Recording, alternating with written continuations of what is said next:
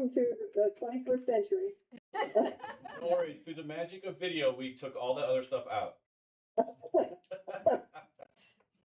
Okay, so just this is just going to be kind of an overview without a few of the bells and whistles, but you'll just have to take my word for it when I tell you to ooh and ah.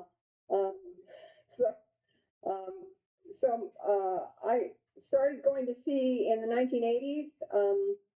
My first expedition was on this little research vessel, 110. Oh my goodness. Are you telling me this isn't advancing now? If you go to the bottom, you might be able to get not the presentation view, but the larger slide view. Yeah, we're not going to try that again. It didn't work, so this is how we're doing it. So click on slide 2, Edie. You just got to click on it on the left side. I did. I am. Oh. It's not doing anything. Oh, you might. Oh, maybe that's what he's saying. You might still have it in presentation mode. So take it out of presentation mode. It doesn't look like it's in presentation mode. Well, it might be in the background though. Oh. Can you close PowerPoint and open it again? Yeah, that would definitely close the presentation mode if you close PowerPoint and open it again, Edie. Then you got to share it again, though.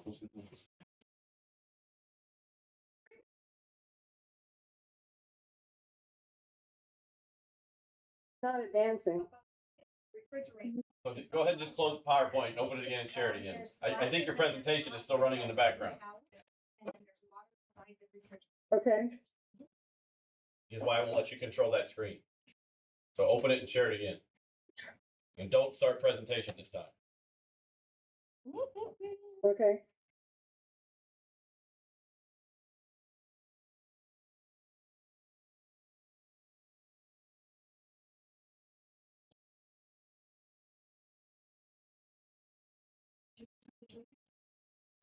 All right, see if you can advance now. Okay, so it says you are presenting to avoid an infinity mirror. Don't share your entire screen. Right. Share just a tab or a different window. Show my screen anyway. Should I do that? So we're looking at your presentation right now. So are you in PowerPoint? Yeah. So can you click on the second But slide? if I try to go to the next slide, it won't let me do it.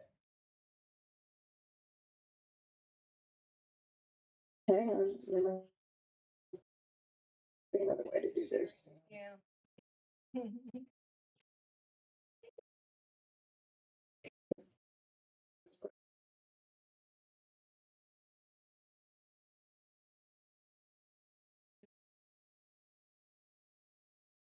Take it offline again.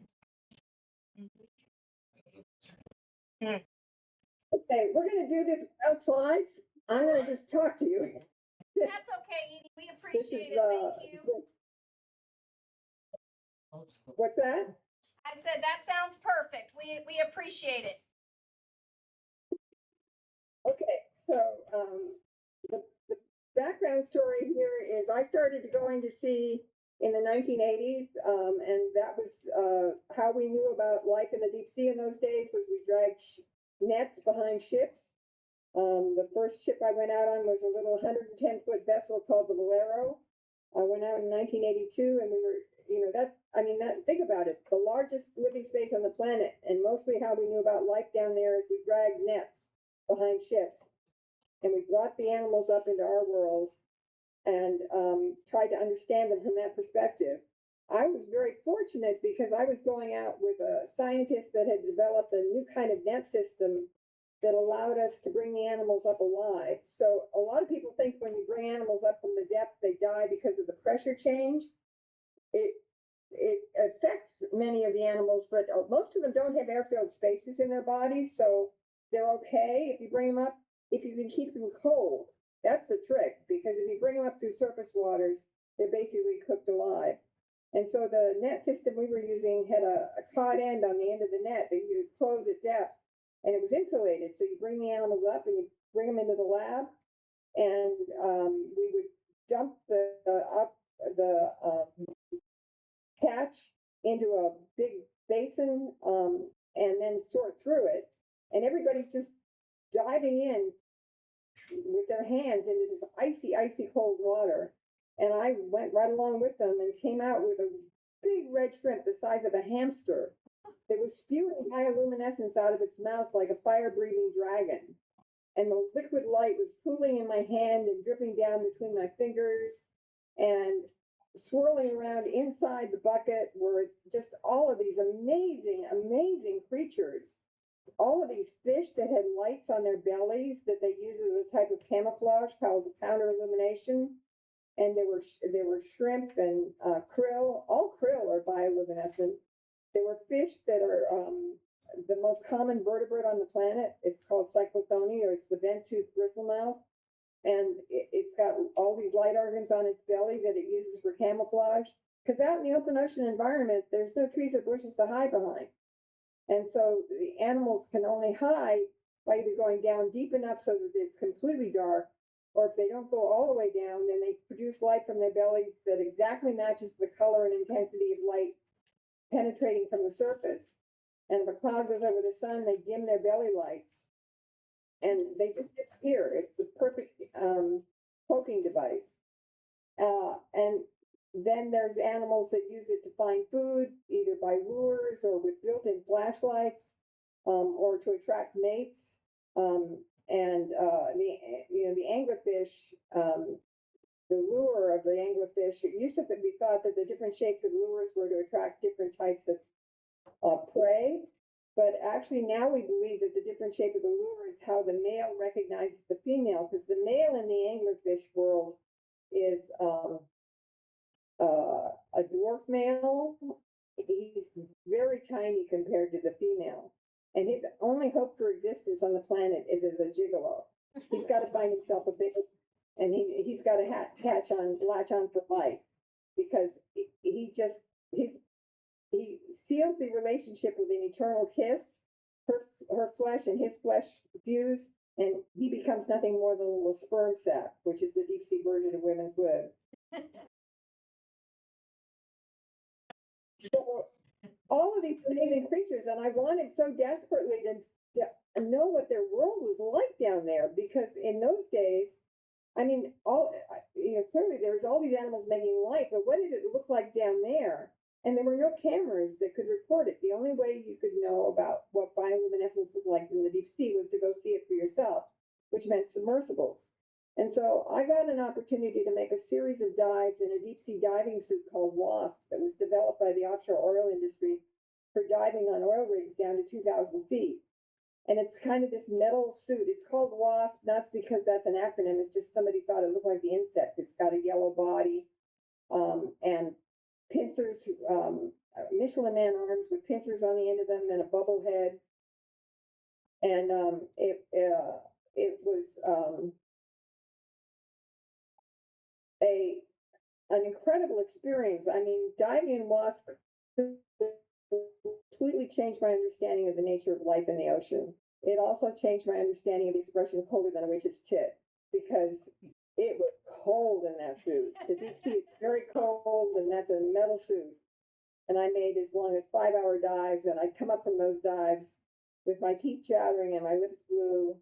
And the old oil rig diver that was in charge of the dives, Charlie, he kind of took pity on me. He pulled me aside and put his arm around my shoulder and he said, "Look, I'll let you in on a little secret, but you got to promise not to tell any of these other guys." I said, "Sure, Charlie, what is it?" "Pantyhose." Which is kind of like silk underwear, it's an extra layer, but I was never sure which kept me warmer, the pantyhose or the vision in my mind of Charlie wearing pantyhose. So my first dive in WASP was in the Santa Barbara Channel. It was 1984, and it was a test dive. They were just putting me down to 800 feet to make sure I wasn't going to have a claustrophobic meltdown. And I thought I was going to get my first glimpse of bioluminescence. I wasn't even sure how much I'd see, because I didn't know how long I'd have to dark adapt and how much there would be there. And I got down to 800 feet and I turned out the lights thinking I'd have to dark adapt for a while. But I was instantly in the center of this amazing light show. It was just incredible. And I described it at the time as like the 4th of July, and I took a lot of ribbing from my colleagues for it, but I've lost track of the number of times that I've taken people on submersible dives and had them describe it as like the 4th of July. It was just absolutely mesmerizing. Light everywhere all around me. And unlike the 4th of July, it wasn't a display in the distance. I was in the center of it. In fact, in many cases, I was causing it because I was like a tea bag on a string. I was on a tether to the surface. And so as the ship bounced up and down, the suit bounced up and down, and I was storing all this luminescence all around me. It was just absolutely breathtaking. Then in 1985, we got to dive a different type of submersible called Deep Rover. This was a single person untethered submersible. And that was in Monterey Canyon. And in that case, one of the questions we had at that time about bioluminescence in the ocean is how much is there down there occurring spontaneously? And I couldn't answer that question with the WASP because I was like a tea bag on a string. I was storing it up all the time. But with Deep Rover, it was untethered. It was an untethered single person submersible. I could take it down in the Monterey Canyon and go neutral and go dead in the water. And so I had my digital watch, and I was going to sit there in the dark and count the number of flashes per minute I saw over time. And I sat there and I waited and I waited and I waited, and there was nothing. There was no luminescence whatsoever. And yet, if I activated the thrusters, there was just gushes of light streaming out of the thrusters. And it was like when you throw a log on a campfire and the embers swirl up with the campfire, only these were icy blue embers. It was breathtakingly beautiful. So,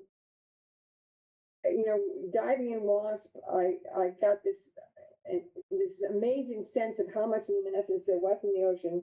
But I kept thinking about all of these animals and how they live in a world where their only source of light is that which they create. And I wanted to be able to observe them unobtrusively and not be scaring them away. Because you think about it, the largest living space on the planet, the way we know about it is we go down in submersibles with noisy thrusters and bright white lights that are so bright that they must be like looking into the sun for these animals that are adapted for the dimmest source of light and have no eyelids to protect their eyes. And so I got this idea for a camera system that I wanted to leave on the bottom of the ocean. It wasn't exactly a novel idea. Other people had done that. But I wanted it to be unobtrusive. And so that meant I wanted to use a light that they couldn't see. Other people had tried that with red light, but red light is absorbed very quickly, and so it was very ineffectual. But I was using these intensified cameras to record bioluminescence, and so I thought maybe I could combine those two things and be able to see with red light. And I kept experimenting with different types of red light, and it was getting better, but I could still tell that the animals were seeing my lights. And my solution came from a deep sea fish called the stoplight fish that has a red light organ under its eye that it uses to be able to see it's got its own built-in sniper scope, because most animals in the ocean only see blue light, only make blue light. But the stoplight fish not only can see and make blue light, but it can see and make red light. And so it can put out this red light that is invisible to other animals. And when I was first studying that stoplight fish, I dissected that light organ and discovered it had this very sharp cutoff filter that just cut out all of the shorter wavelengths. So I imitated that to be able to create the kind of red light that I needed to be able to see without being seen. And so I had this camera system that I called the Eye in the Sea that was battery powered and used these red lights. And I wanted to put it on the bottom of the ocean and use I didn't want to just put it down with bait, which is what everybody else was doing, because that was just going to bring in scavengers. I wanted to bring in active predators. And I also wanted to see how animals responded to different types of bioluminescent displays. So we created this thing called the electronic jellyfish, which was a ring of blue LEDs that could imitate certain displays, including this pinwheel of light that is common to a deep sea jellyfish called a tola. And the very first time I got to test this system, the eye in the sea with the electronic jellyfish, was on an expedition in the Gulf of Mexico in 2004. And so I put the camera system down, left it overnight, came back, picked it up, and for the first 4 hours of the deployment, I just had the red lights on and didn't activate the electronic jellyfish. And in reviewing the video, I was just so thrilled because I could tell this time, finally, the fish weren't being disturbed by my red lights. They didn't move away. They just were ignoring my red lights. And so I had my window into the deep sea, and I just thought, this is so awesome. I just was so excited. I didn't imagine it could get any better than this. But 4 hours into the deployment, I had programmed the electronic jellyfish to come on for the first time with this pinwheel display.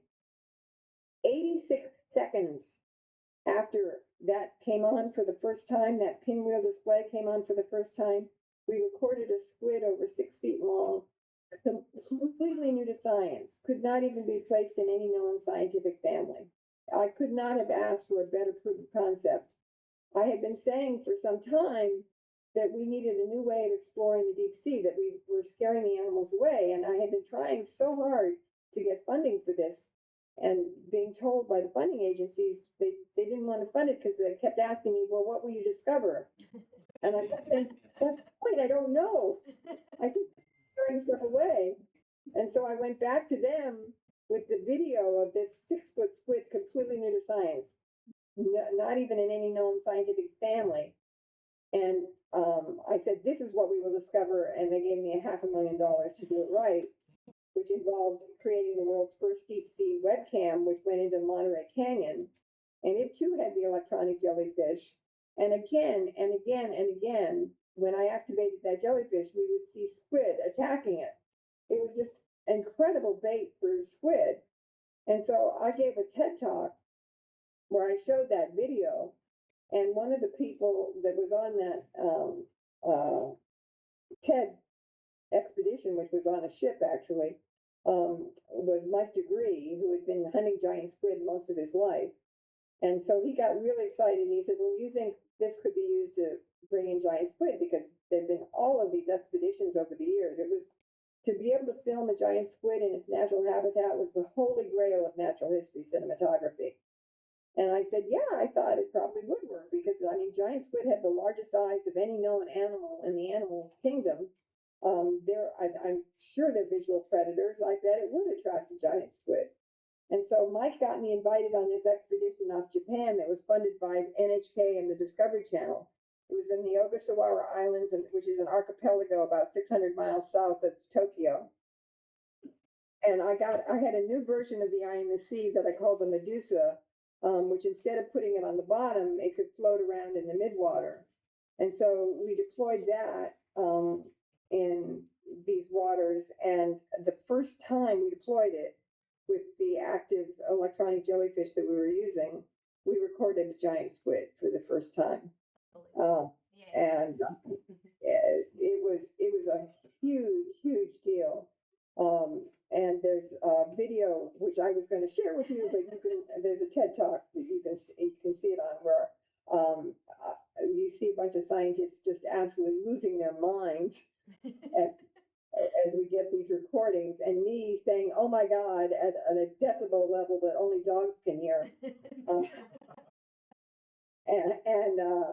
I'm told that there's little girls in Japan that do a perfect imitation of me saying, oh my God, because they made documentaries out of this. The one was made in Japan, and then there was one in the US.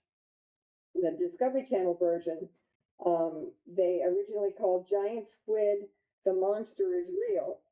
And the three scientists that were involved in this expedition, myself, Kubadera, and Steve O'Shea, were outraged by that name. We said, of course it's real. We've been studying carcasses of this thing for centuries, and it's not a monster. And so Discovery Channel's version of a compromise was to change it from Giant Squid, the monster is real, to Monster Squid, the giant is real. Their contention being that monster could refer to its size instead of its morals. it turns out that giant squid there's a contingency out there of people that are just have a mania for giant squid. And I learned this because we kept the fact that we filmed it a secret very effectively. And then a few weeks before the Discovery Channel was going to air the documentary, they started advertising it. And I started getting all of this stuff from all of these giant squid fanatics around the world, sending me pictures of their giant squid coming out parties, their giant squid cakes, their giant squid pinatas, giant squid art, their giant squid tattoos, one of which just covered the entire back of this one young woman, including, the kraken coming up out of the ocean, pulling down a three-master and birds. I was insane. And then the next time we got to take that same camera system on an expedition was 2019 in the Gulf of Mexico. And sure enough, we did it again almost immediately, 100 miles southeast of New Orleans. This was not a television funded expedition, but it's so we didn't expect to get anywhere near the same kind of reaction to it. But in fact, it was phenomenal. So because it wasn't television funded, we shared the video with the world immediately. We posted it on the NOAA website, and it went viral around the world. It was just astonishing. I mean, all the news coverage here was incredible. Even there were, headlines, National Geographic, all the news agencies, even Out magazine claiming that the G in LGBTQ stood for giant squid. So there's an appetite for this kind of thing, and I've been using it to try to expand awareness about what's going on in the ocean, make people more aware. We've also been developing a new kind of camera system, a much smaller version of the Medusa that can be deployed off of small vessels, even rib boats. And we've gotten some amazing footage of things like Ninja, which is this incredible squid that's got light organs on the end of its arms that are about the size of lemons. They're just amazingly bright bioluminescence, and we got some pretty cool video of that. And then the National Geographic, some of you may have seen, there was a series that came out on the Explorers, Giants of the Deep, and that was us filming in the Azores with Triton submersibles and these really, really sensitive cameras that we have now. This has been such an astonishing transition over the course of my career, from starting where there were no cameras that could record bioluminescence to now these amazing cameras. Those of you that do photography know that, we used to consider an ISO of 1600 or 3200 really light sensitive. Well, now we're using an ISO of, what did I don't have it. Yes, I do. 409,600. So incredible sensitivity, which makes it comparable to the fully dark adapted human eye, which is a testament to how amazing the human eye actually is. And then these really bright lights that we can use now. I was able recently to film a phenomenon that I have seen many times diving in submersibles called the flashback phenomenon, where you flash a light out of the submersible once, nothing happens, but on the second flash, everything around you lights up. I actually think it's a very big deal. I think it's actually a visualization of the carbon pump. We actually filmed it for a documentary called A Life Illuminated, which right now is making the rounds of the film festivals, but is about to be released commercially. So if you really want to see some spectacular bioluminescence, you're going to get an opportunity soon. And with that, I will close and apologize for our technological difficulties, but I'd be happy to take any questions you might have. Let me turn on the lights in here. Hold on here. Could you make Okay, the you ready? PowerPoint available for us? Afterwards. I don't know. Absolutely. Dr. Widder, would you be willing to make your PowerPoint available if we're able to get it sent over to my attendees? there's a slight complication with it because I have to get permission from Discovery Channel. It can't be released onto the web. Yeah, yeah. Okay, no worries at all. No worries at all. I watched my husband and I. We actually watched A Life Illuminated last night, and got to see the incredible footage that you're describing. So, yeah. Where did you see it? Where did you see it? Well, we bought it. It was on. We had to make a donation to something. Like it was $10, and I forget the website. I'll have to send it to you. Yeah. Please do, because I didn't even know that was possible yet. Yes. And so I was sharing it with my husband. He goes, "Oh my gosh, this is incredible." I'm like, "I know." So It's a testament to the director, Tasha Van Zandt. She's just astonishing. And the film has just been winning all of these awards. It's really been fantastic. that's awesome. Does anybody have any questions for Dr. Widder? Just a quick one, if I could. Yeah. So you said deep, and I know your test dive was about 800 feet deep. How deep do you have to go to see these things?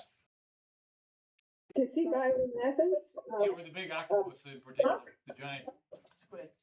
Well, I mean, you guys are scuba divers. You can see it at the surface at night. There's a lot of these animals that vertically migrate up to the surface at night. And of course, you've probably been swimming through bioluminescent dinoflagellates if you've done any night diving.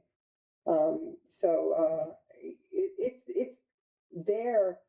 During the day, you have to go deep enough to get below where the edge of darkness so that you can see the luminescence against the background.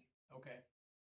Another follow-on question. So I occasionally get chilly in my dry suit if we're down for like an hour. Did the pantyhose work pretty good? They do, yeah, actually. It's like silk underwear. You're gonna stop wearing those just on land, Terry? Yeah.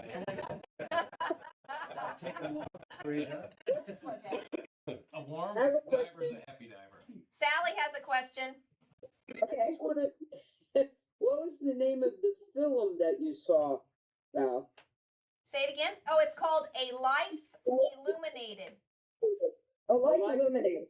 Yes. A Life Illuminated. Yes, Okay. and it features Dr. Widder and her work, and goes through, a lot of the things that she just described, in addition to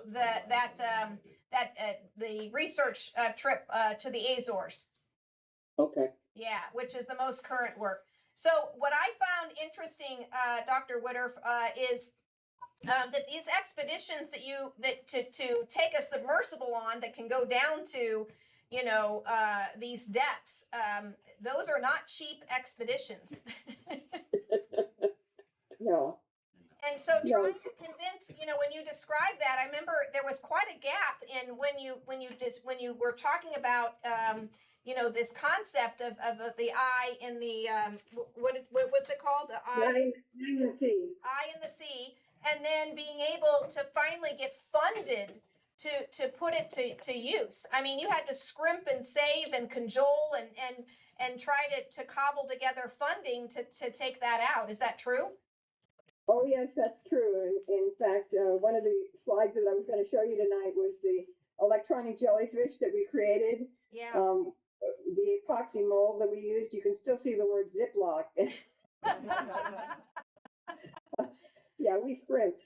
So what's been the improvements on that eye in the sea? Have you been able to use it to lure other animals?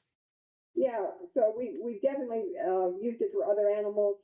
The pinwheel display is definitely the most effective for squid, but I've used it, for example, an benthic deployment in the Bahamas, where it was just one LED flashing multiple times, and every time you flash it, something out in the water column would flash back as it was swimming in a spiral. I'm pretty sure it was a shrimp. I'm pretty sure I was talking to it, and I'm pretty sure I was saying something sexy, but I'm not sure what it was.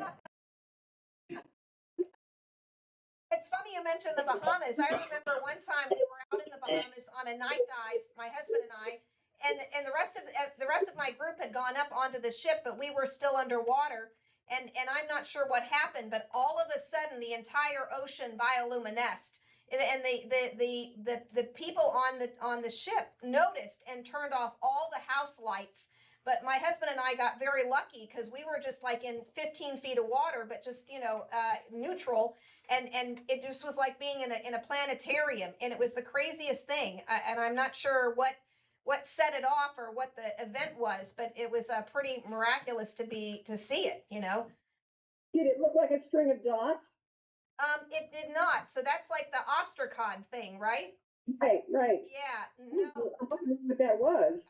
Sure either. And and maybe it was an ostracod event when the whole ocean bioluminesced. It could have been something like that. I was not very familiar with ostracods at that time.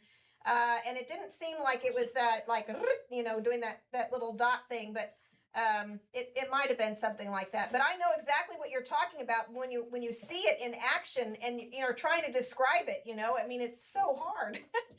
It's so hard, but it's so brilliant. I mean, it's just a fantastic experience. Absolutely. Absolutely.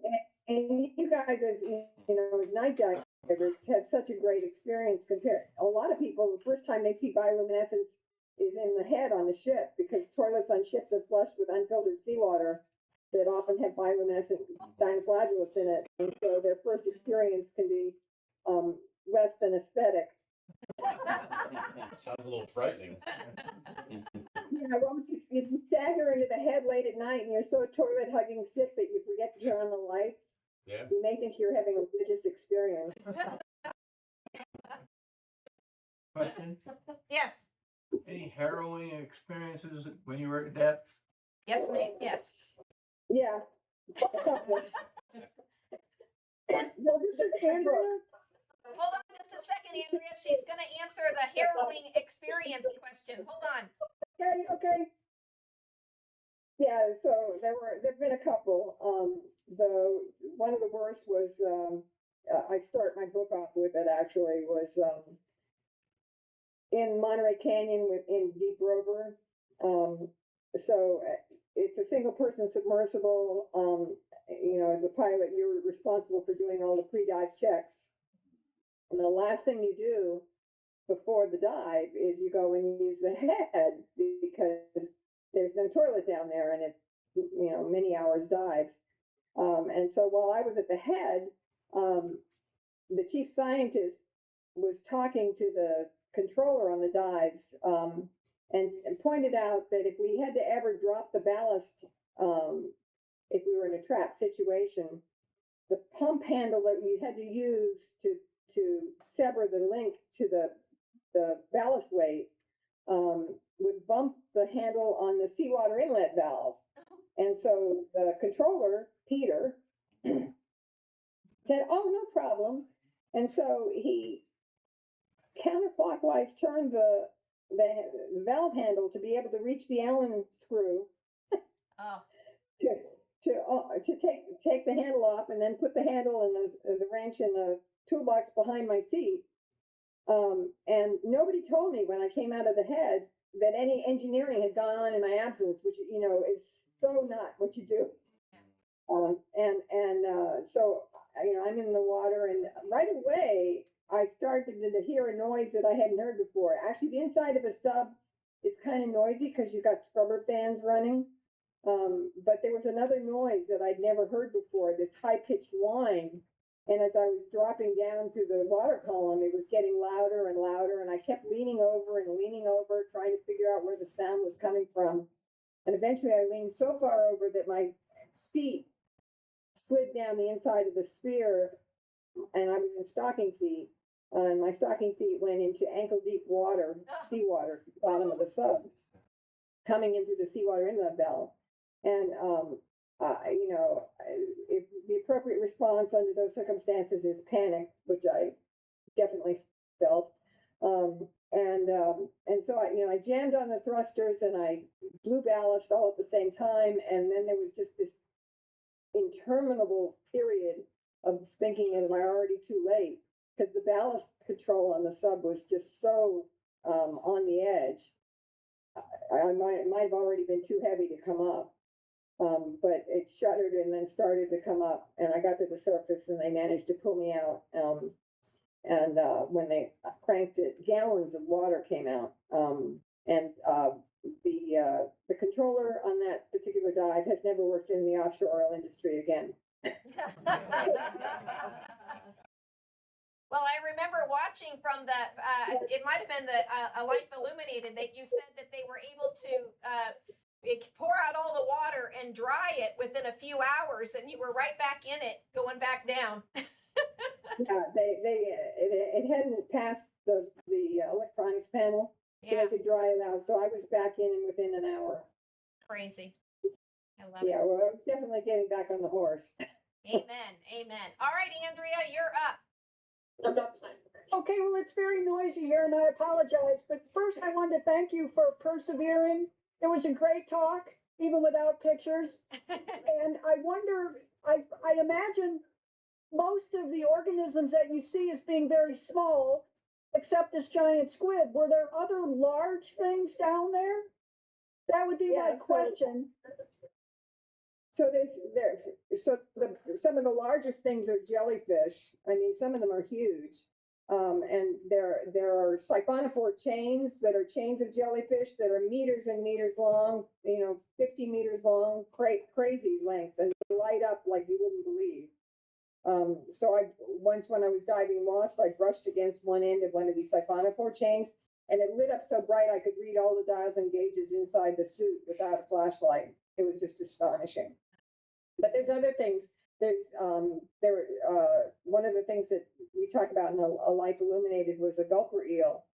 It was probably about a foot and a half long.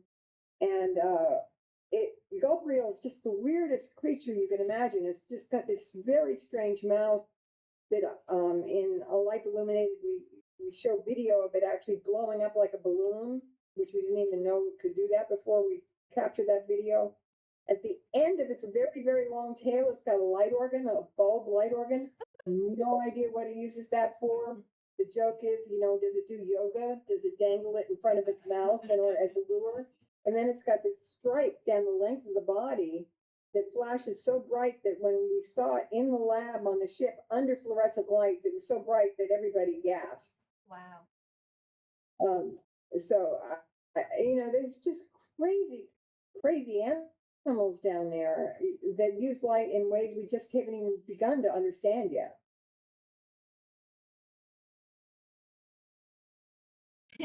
Andrea said, thank you. So, Dr. Widder, will you talk a little bit about Orca as a nonprofit entity and what it does? So ORCA is the Ocean Research and Conservation Association. So I originally, working with submersibles, had come to Harbor Branch Oceanographic Institution in Florida. They had the finest midwater submersibles in the world for the kind of research I was doing. And then around 2004, they began to wind down their submersible program, and it was clear they were going to close it out, partly from lack of funding. I was looking to move on somewhere else. But around that same time, a couple of reports had come out, the Pew Oceans Commission report and the U.S. Commission on Ocean Policy report, talking about the deteriorating state of the ocean and how we needed to be bringing ocean monitoring into the 21st century. We needed real-time monitoring. So a lot of what I've done in my career had been working with engineers to develop solutions to new ways to explore the deep sea. And I thought maybe this was something I could help with, and I really wanted to do something to give back to the ocean. And so I started Orca in 2005 with the idea of developing these water quality monitoring systems that we call Kilroys, because we want them to be everywhere, like these little, like the Uber GI World War II thing. The idea was we were going to create these smaller, cheaper systems and then sell them to finance our ocean conservation efforts. Usually when you have a presidential commission report, the point of it is to figure out where funding is needed, and then you get funding. There was a presidential commission report and no funding. But by that time I had already started Orca, and honestly, I really wouldn't have made it, but I got a MacArthur Fellowship, which is $500,000 with no strings attached. And so I put all of that money into Orca, or we wouldn't have made it, if frankly, without the MacArthur. And so we've been developing a tool chest of monitoring capabilities, not just the technological ones with the Kilroys, but also mapping tools. I actually use bioluminescence for pollution mapping. We use bioluminescent bacteria as kind of a canary in the coal mine to look at toxicity in the environment.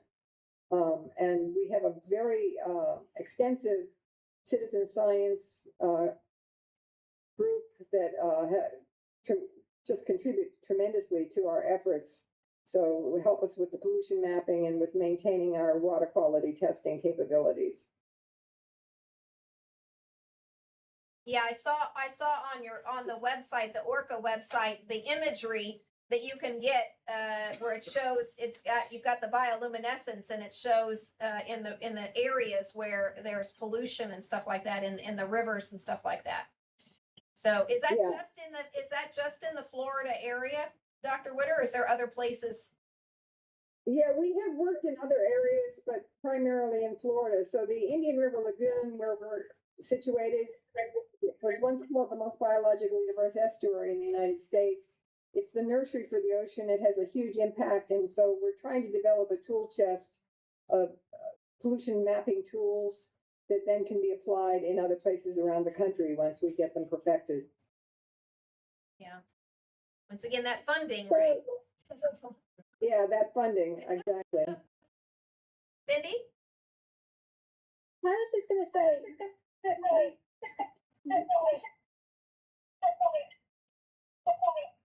Doctor, did I hear you say earlier that you were doing ACE this year? Say what?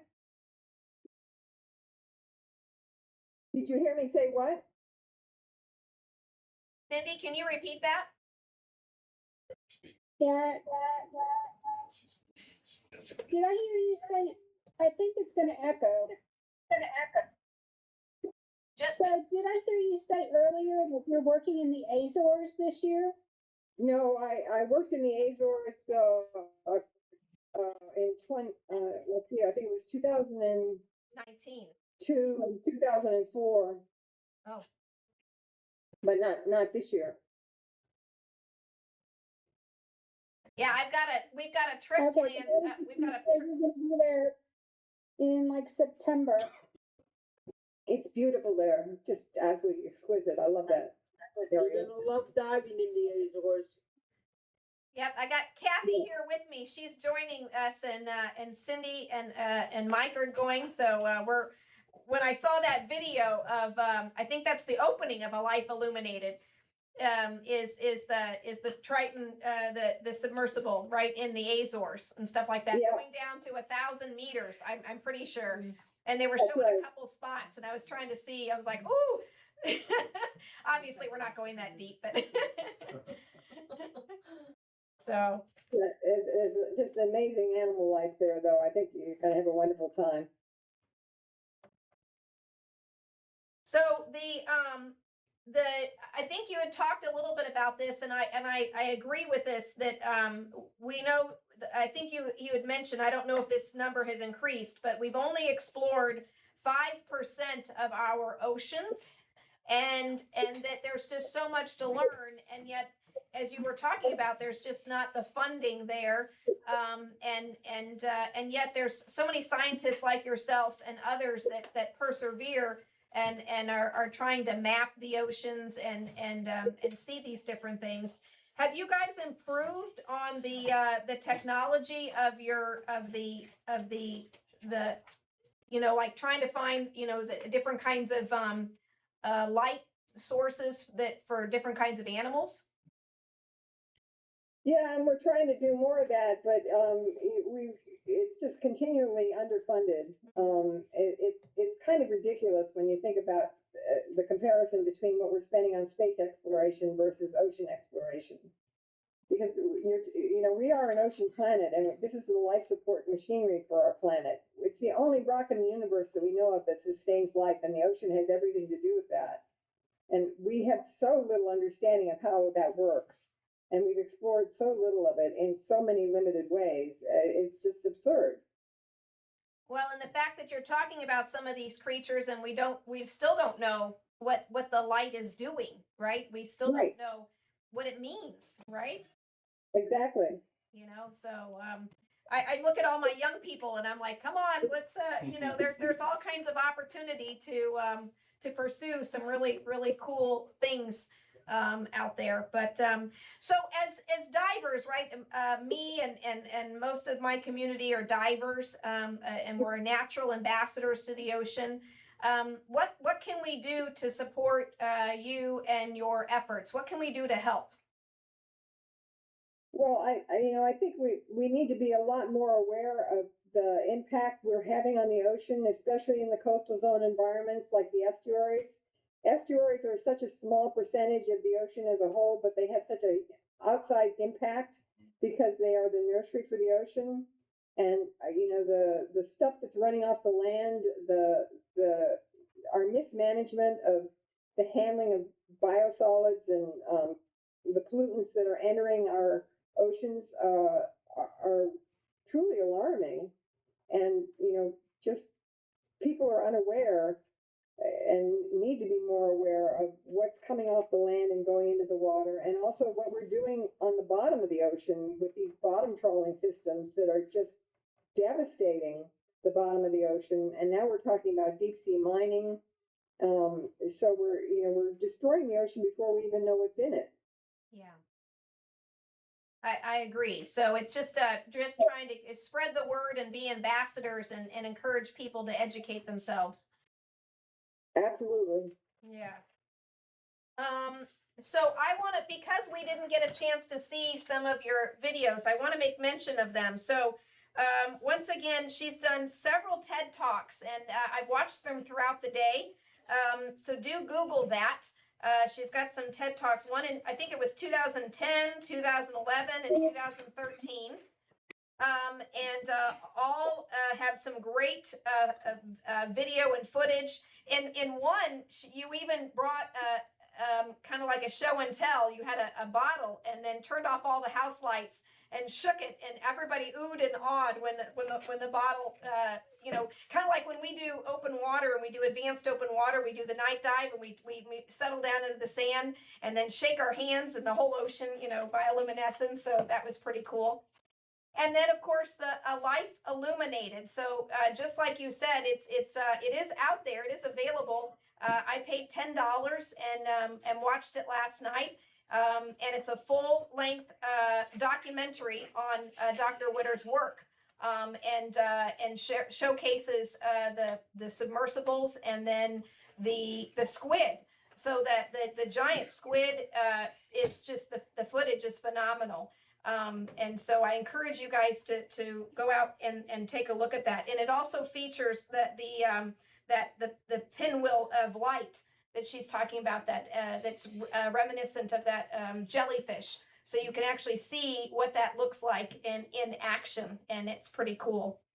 Before we close tonight, and does anybody have any further questions for Dr. Widder? Would Dr. Widder have any words of encouragement for a high schooler that's thinking of being a marine biologist? I do. I very much encourage anybody that's thinking about going into marine biology to be as diversified as possible in your training. Don't just keep taking one marine biology course after another. Think of taking some unusual courses, and that may set you apart. That's actually how I got on my first expedition. Is I was just really good at using an instrument that was needed on this particular expedition. And so you really have to think outside the box, and there's going to be more and more need for multidisciplinary backgrounds as we go forward. So try other things. Engineering, right? Yeah. To go along with it. Sure. Somebody asked in the comments, they said, can I post the link to the A Life Illuminated and where I found that? And I will definitely get that posted. I guess I could just put it on the Facebook page. I'll put that at the top. So if anybody's interested, it was a great way to spend the evening and watch the documentary on Dr. Widder's work. So I think with that, we'll go ahead and close for the evening. I do want to thank Dr. Widder for her patience with us tonight. I apologize for the technical difficulties and appreciate you very much coming on and sharing your experiences with us here. It really is wonderful to hear from you and see you. So if everybody could just join me in thanking Dr. Widder for doing it. I'm glad we got to talk. Me too. Sometimes technology is our friend, and sometimes it isn't. I feel like we're just dumping out the water from the ROV. Oh, fun. All right. A lot of people don't Good know night, what- everybody. Thank you for joining us. Good night, Dr. Widder. Thank you again.